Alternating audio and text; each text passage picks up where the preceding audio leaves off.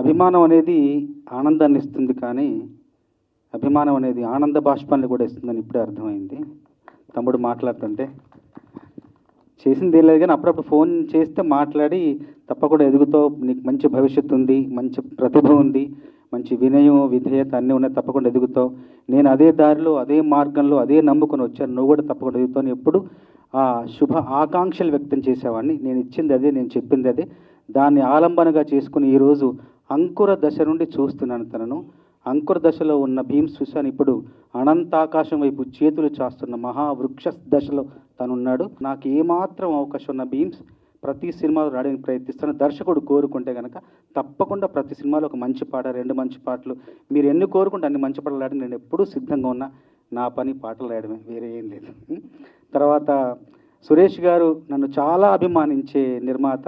ఇప్పుడు భీమ్స్ పాడిన మౌనంగా కూడా నా జీవితంలో, నా జీవితానికి ఒక చరితార్థుని చేసిన నా జీవితంలో అలాంటి పాట రాసే అవకాశం కూడా సురేష్ గారి సినిమాలోనే వచ్చింది.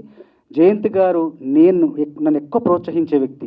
ప్రేమంటే దాని నుండి ప్రేమించుకుందాను రా, శంకరదాదా ఎంబీబీఎస్ అప్పటి నుండి, జమినీలో ఉన్నప్పటి నుండి నన్ను బాగా ప్రోత్సహించేవాళ్ళు. చాలా చాలా ఒక స్నేహభావంతో ఉంటారు. జయంత్ గారితో, మళ్ళీ సురేష్ గారితో, వీళ్ళందరితో కలిసి పనిచేసే అవకాశం వచ్చినందుకు, వీళ్ళందరినీ వేదిక మీద కలిసి కూడా నాకు చాలా ఆనందంగా ఉంది. ఇక నా 31 ఏళ్ల సినిమా రంగ సాహిత్య ఈ ప్రయాణంలో, ప్రస్థానంలో అతి విచిత్రమైన విన్యాసం ఎదుర్కొన్నాను ఈ సినిమాకి, ఈ పాటకి. ఏంటంటే రకరకాల సవాళ్ళు, ఎన్నో సవాళ్ళు చూశాను, దాటాను, అధిగమించాను, కష్టపడ్డాను, అంతా చేశాను. కానీ ఈ సినిమాకి మాత్రం విచిత్రం ఏంటంటే, ముందు ఈ పాటను బాలయ్యబాబు మీద ముందు చిత్రీకరించారు. చిత్రీకరించిన తర్వాత ఎందుకో నచ్చక మళ్ళీ దేవుణ్ణి పిలిచావంటే పాట చిత్రీకరించి అది సినిమాలో పెట్టారు. ఇప్పుడు ముందు చిత్రీకరించిన పాట అట్లాగే ఉండిపోయింది క్యాన్లలో. ఇప్పుడు కొత్తగా రిలీజ్ చేస్తున్నారు కాబట్టి ఆ పాటను పెడదామన్న ఆలోచన సురేష్ గారికి రావడంతో నన్ను చూడమన్నారు. ఇప్పుడు ఆ పాటకు సంబంధించిన ఆడియో లేదు, పాట లేదు, ట్యూన్ లేదు, సాహిత్యం లేదు, కేవలం విజువల్స్ ఉంటాయి. ఆ లిప్ మూమెంట్తో ఒక డ్యాన్స్ మూమెంట్ మాత్రమే ఉంటుంది. దాన్ని చూసి దాన్ని డీకోడ్ చేయాలి, క్రాక్ చేయాలి.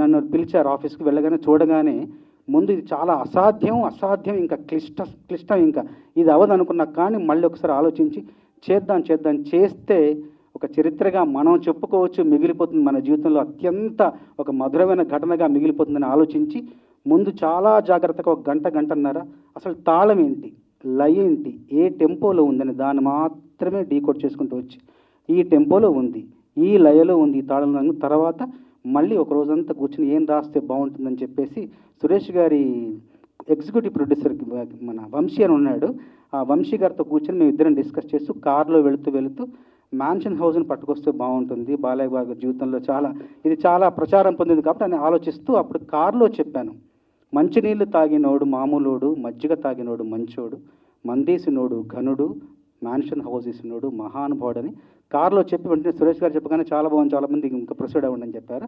మళ్ళీ ఇంకొక రోజు కూర్చొని చరణాలన్నీ రాసి మొత్తం రాసిన తర్వాత రాసింది అట్లాగే యథాతథంగా భీమ్స్కి ఇస్తే రాసిన సాహిత్యానికి ఒక అక్షరం మార్చకుండా అత్యద్భుతంగా స్వరాలు సమకూర్చాడు. అంత సమర్థుడు.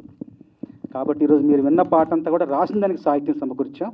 అంత సందర్భ శుద్ధితో రాసిన పాట కాబట్టి అంతే అద్భుతంగా సంగీత శుద్ధి కూడా తనలో ఉంది. కాబట్టి ఇలా పాట అందంగా అందరి ఆదరణ పొందే విధంగా ఈ పాట రూపకల్పన జరిగింది.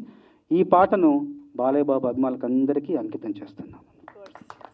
Super sir. సినోడు ఘనుడు, మ్యాన్షన్ హౌస్ సినోడు మహానుభావుడు, మందేసినోడు ఘనుడు, మ్యాన్షన్ హౌస్ సినోడు మహానుభావుడు, మందేసినోడు ఘనుడు, మ్యాన్షన్ హౌస్ సినోడు మహానుభావుడు, మందేసినోడు ఘనుడు, మ్యాన్షన్ హౌస్ సినోడు మహానుభావుడు, మహానుభావుడు, మహానుభావుడు, పాన్నవడు పడు మందేసినోడు ఘనుడు, మ్యాన్షన్ హౌస్ సినోడు మహానుభావుడు.